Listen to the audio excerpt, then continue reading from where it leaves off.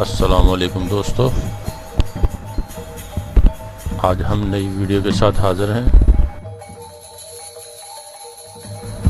آج ہم دریائے نیل کی معلومات کے بارے میں بات کریں گے۔ دریائے نیل جن ممالک سے ہو کر گزرتا ہے ان میں سوڈان، برونڈی، روانڈا، جمہوریہ Congo, Tanzania, Kenya, Uganda, Ethiopia اور مصر شامل ہیں۔ دریائے نیل کی لمبائی 6695 کلومیٹر ہے اور دریائے نیل کا دہانہ کی بلندی 1134 میٹر ہے اور دریائے نیل کا میدانی علاقہ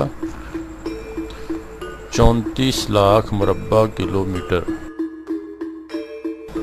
دریائے نیل دنیا کا سب سے طویل دریا ہے جو بر اعظم افریقہ میں واقع ہے۔ یہ دو دریاؤں نیل ابیض اور نیل ازرق سے مل کر تشکیل پاتا ہے۔ آخر ذکر دریائے نیل کے بیشتر پانی اور زرخیز زمینوں کا سبب ہے، لیکن طویل اول ذکر دریا ہے۔ نیل ابیض وسطی افریقہ میں عظیم جھیلوں کے علاقے میں جنوبی روانڈا سے نکلتا ہے، شمال کی جانب تنزانیہ، یوگنڈا اور جنوب کی جانب سوڈان سے گزرتا ہے، جبکہ نیل ازرق ایتھوپیا میں جھیل ناٹا سے شروع ہوتا ہے اور جنوب مشرقی سمت سفر کرتے ہوئے سوڈان سے گزرتا ہے۔ یہ دونوں دریا سوڈان کے دارالحکومت خرطوم کے قریب آپس میں ملتے ہیں۔ دریائے نیل کا شمالی حصہ سوڈان سے مصر تک مکمل طور پر صحرا سے گزرتا ہے۔ جنوب مصر میں اس دریا پر مشہور اسوان بند تعمیر کیا گیا جو 1971 میں مکمل ہوا۔ اس بند کے باعث ایک عظیم جھیل تشکیل پائی جو جھیل ناصر کہلاتی ہے۔ یہ جھیل مصر اور سوڈان کی سرحد پر واقع ہے، تاہم 83% جھیل مصر میں واقع ہے جبکہ 17% حصہ سوڈان میں ہے، جہاں سے اسے جھیل نوبیا کہا جاتا ہے۔ جھیل ناصر 550 کلومیٹر طویل اور زیادہ سے زیادہ 35 کلومیٹر چوڑی ہے۔ اس کا کل رقبہ 5250 مربع کلومیٹر ہے، جبکہ پانی کے ذخیرے کی گنجائش 157 مکعب میٹر ہے۔ مصر کی آبادی کی اکثریت اپنے تمام شہر اسی دریا کے کنارے واقع ہیں۔ مصر کا موجودہ دارالحکومت قاہرہ دریائے نیل کے کنارے واقع ہے اور اس کے جزائر پر عین اس مقام پر واقع ہے جہاں دریائے صحرائی علاقے سے نکل کر دو شاخوں میں تقسیم ہو کر ڈیلٹائی خطے میں داخل ہوتا ہے۔ دریائے نیل 6695 کلومیٹر کا سفر طے کرنے کے بعد اس ڈیلٹائی علاقے سے ہوتا ہوا بحیرہ روم میں گرتا ہے۔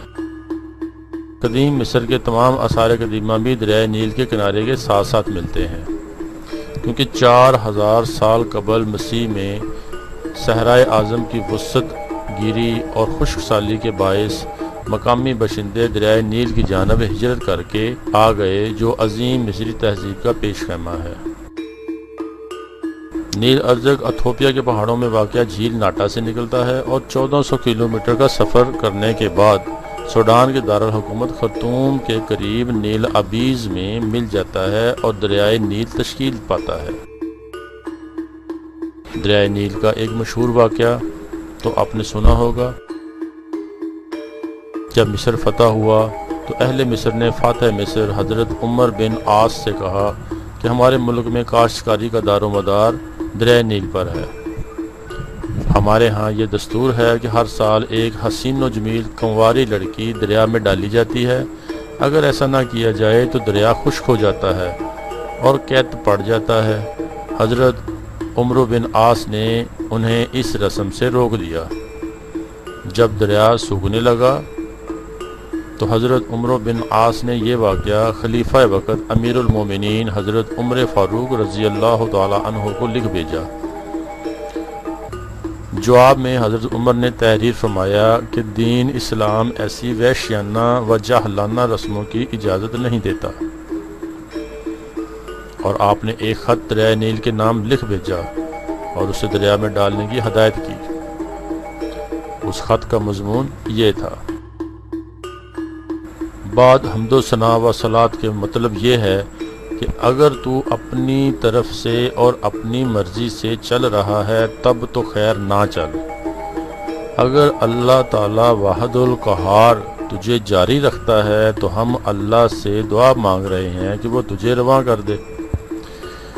یہ پرچہ لے کر حضرت امیر عسکر نے دریائے نیل میں ڈال دیا۔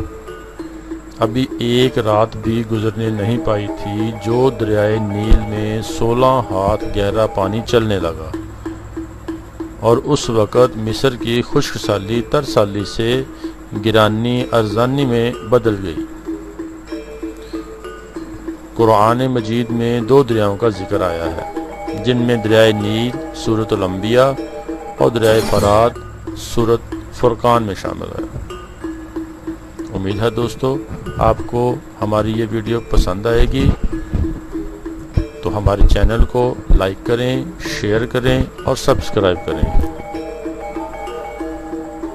اور ملتے ہیں ایک نئی ویڈیو کے ساتھ۔ شکریہ۔